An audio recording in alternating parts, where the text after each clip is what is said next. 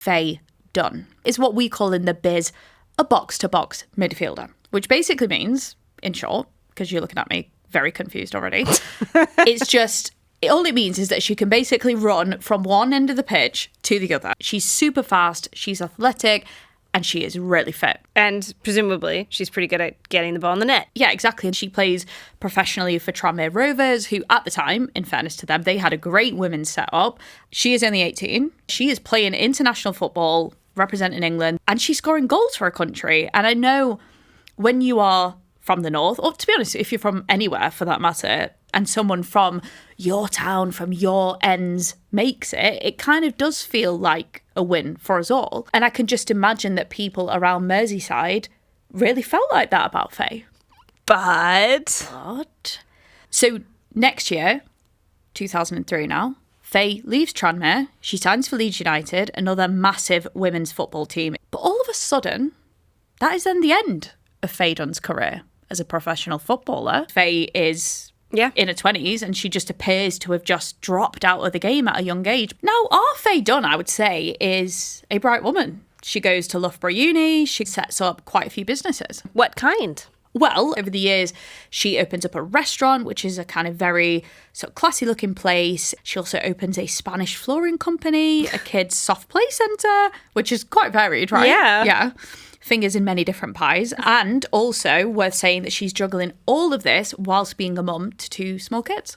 Right. So Faye done good. Faye done good. And on her social media as well, she is the picture of success. Like, I've seen pictures of her in the middle of, her group of glam girl mates on what looks like her hen do. And there's pictures of her looking stunning. She's walking on the beach, very loved up with her fella. And it isn't all, holidays and glamour.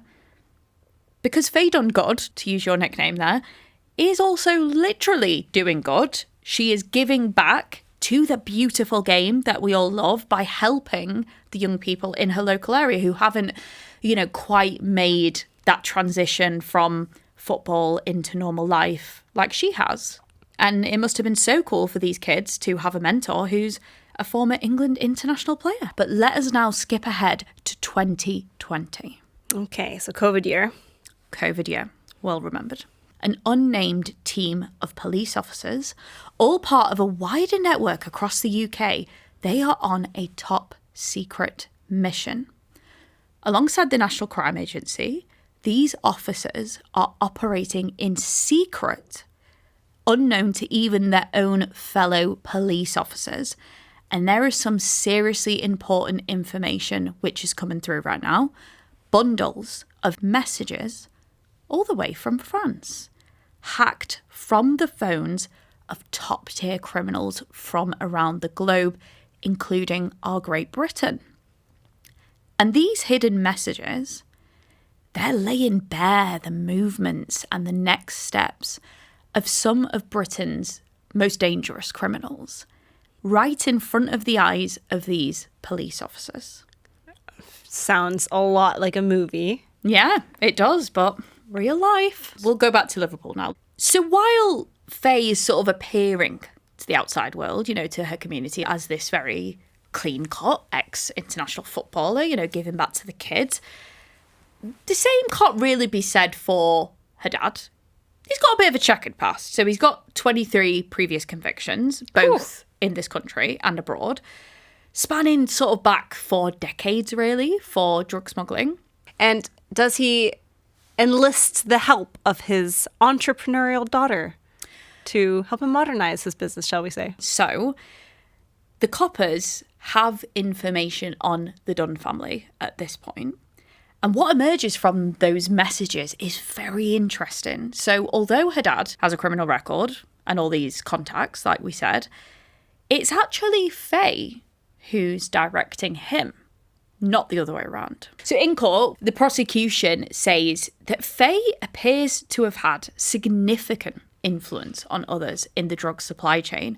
She is facilitating meetings between criminal associates in relation to the supply of controlled drugs. She also instructs others to undertake tasks such as the collection and movement of packages of both drugs and cash. Okay, she effectively managing her dad. Yep. Oh, that's okay. Yeah, she basically is the accountant. Like, she's the money woman. So she's keeping the records of this very large-scale drug smuggling operation. Transferable skills. Yeah. You could say that. This is a family-run drugs operation. Which I guess has... Like, if we look at research on organized crime, having a parent involved in organized crime was, by far, one of the strongest risk factors for joining an organized crime group. Yeah. And importantly, also for staying in it. I do find that kind of does unfairly just stereotype people in the situations. Like, it's some kind of, like, nature thing that if you're born in a certain family, it's like a guarantee that you're going to end up being a criminal. It's more about trust. So parents introduce their children into organized crime because the organized crime group trusts them. Yes, and there's that trust and understanding there. Yeah, and they've got dirt on your dad. Well, yeah. But the researchers also found that people who start an organized crime group, they usually have a different motivation than people who join an organized crime group. So when you join an organized crime group, you're more likely in it for the connections. You're more likely in it because of the trust, because you're family members. If you're starting an organized crime group, you're much more likely to be in it for short-term monetary gain.